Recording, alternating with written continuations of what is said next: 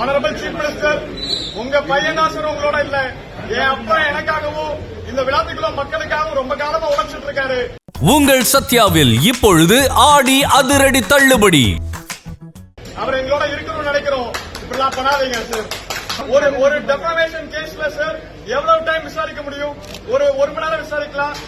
எவ்வளவு பேசின வீடியோவே 5 நிமிஷம் வீடியோ தான் சார். அதுக்கு காலையில இருந்து 13 மணி நேரம் விசாரிச்சிருக்காங்க. Is sugar patient, is diabetes patient, அவருக்கு ஹார்ட் ப்ராப்ளம்ஸ் இருக்கு. த்ரெட் பண்றாங்க, பயமுறுத்துறாங்க.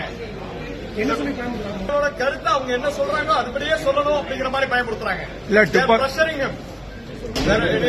துப்பாக்கி முனையில மிரட்டினது உண்மையா?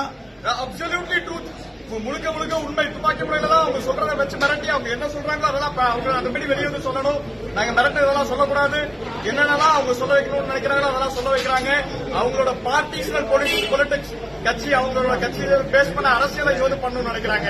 துப்பாக்கி முறையில மிரட்டது. சமீபத்தில் விளாத்திக்குளம் திமுக எம்எல்ஏவான ஜிவி மார்க்கண்டேயன் முதலமைச்சர் விஜய சட்டமன்றத்தில் வச்சு அவருடைய எலும்பையும் கையும் உடைப்பேன் அப்படின்னு வன்முறையை தூண்டுற விதமா பொது மேடையில பேசியிருந்த விஷயம் மிகப்பெரிய ஒரு சர்ச்சைக்கு உள்ளாச்சு. இவருடைய இந்த மேடை பேச்சு சோசியல் மீடியால ரொம்பவே வைரல் ஆனதை தொடர்ந்து அவருக்கு பல கண்டனங்களும் பல எதிர்ப்புகளும் நிலவி வந்துட்டு இருந்துச்சு. அவர் பேசின அந்த வீடியோ வைரலான காரணத்தினாலே விளாத்திக்குளம் போலீசார் அவருடைய வீட்டுக்கு காலையில வந்து அவரை வந்து அரெஸ்ட் பண்ணிட்டாங்க. பிஎன்எஸ் செக்ஷன் 351, 352, 353 ஆகிய 3 பிரிவுகள் கீழே வழக்கு பதிவு செஞ்சு அவரை வந்து அரெஸ்ட் பண்ணிருக்காங்க. இந்த விஷயமும் பூதாகரமா வெடிக்கவே திமுகவோட சார்பில் இருந்தே பல கண்டனங்கள் அவருடைய அரெஸ்டுக்கு அகைன்ஸ்டா வந்துச்சு. இந்த விஷயம் சர்ச்சைக்குரிய நிலையில இருக்கும்போது போலீசார் ஜிவி மார்க்கண்டேயனை விசாரிச்சுட்டு இருக்கும்போது அவருடைய பையனான அக்ஷய் பேட்டி கொடுத்திருந்தாரு. அந்த பேட்டியில அவர் என்ன சொல்லியிருக்காருன்னா, எங்க அப்பாவை துப்பாக்கி முனையில வந்துட்டு அவரை மிரட்டி அவர் வந்து போலீஸ் ஸ்டேஷனுக்கு இழுத்து போனாங்க.